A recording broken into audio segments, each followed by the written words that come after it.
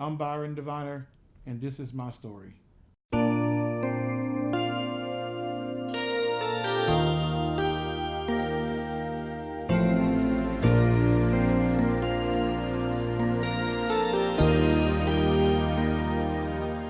Growing up in a small town called Calera, Alabama, at an early age I went through a lot of adversity, such as when I was born, there was an option between my mom living and myself living because I was born as a breech baby.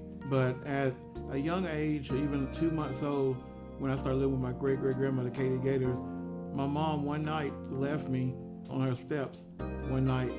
It was really cold outside, and luckily, my grandma goes to the door, and there I was in a bassinet at 2 months old on her steps. Right here, where it all started at, hard to believe, I've been gone from here for 1997, almost 20 years. How it's grown up around here. Our house is right here, what I'm looking at right there. You still see part of the driveway there now. But now it's always only woods and trees. You know, God blessed me with a great life here in Calera. At 6, I was bigger than anybody else in my class. I was, big baby and stuff. And, we were outside cutting grass. Of course, I was 6. My grandma was 76. And the lawnmower runs out of gas.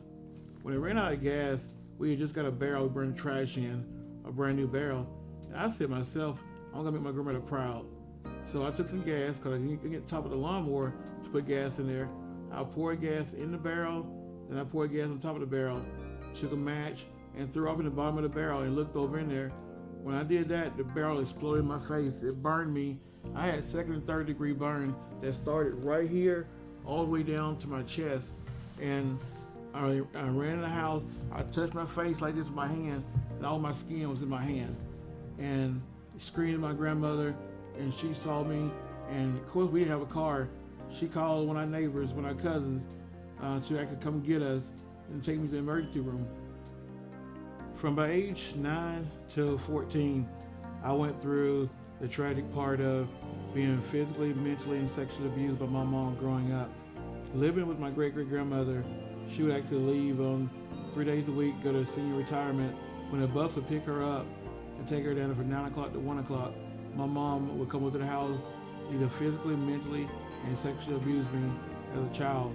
And, told me if I told anybody that she was gonna kill me.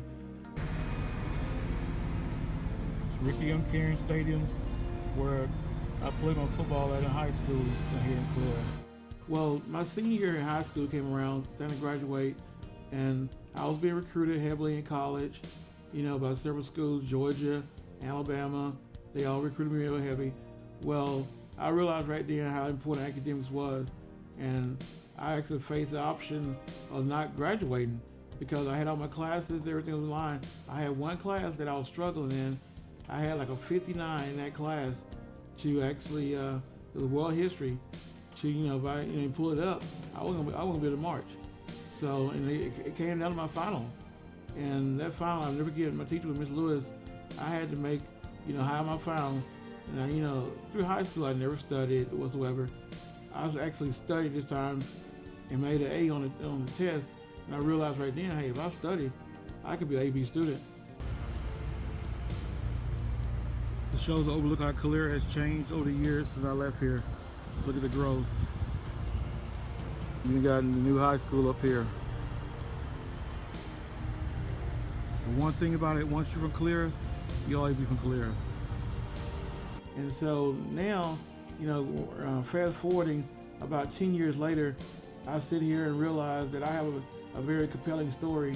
I decided to put everything in the writing into a book because I felt like my story could help others out here to overcome obstacles, adversity, whatever they're going through in life. And now, this day now, I'm going around doing a lot of speaking engagement, all the things I've overcome, because I know that we all go through adversity in life, and we all, sit here and wonder, why is it me? But also realize too, that there's somebody out here going through way more adversity and more adverse situation than you've gone through. Because some people say you got to go to counseling to overcome obstacles, things. I disagree. Me putting on pen and paper and sharing my story with you all out here, you the audience, and my people, community, whatsoever. I've done book signings for my book now, It's been a blessing to be able to get this book here out there in the hands of everybody to where you can see it. And to actually get a copy of the book, you can visit my website. It's www.throughtheeyesofsurvivor.com.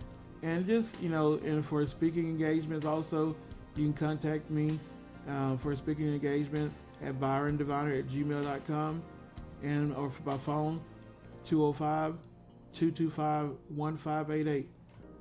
And once again, this is my story. I'm Byron Diviner.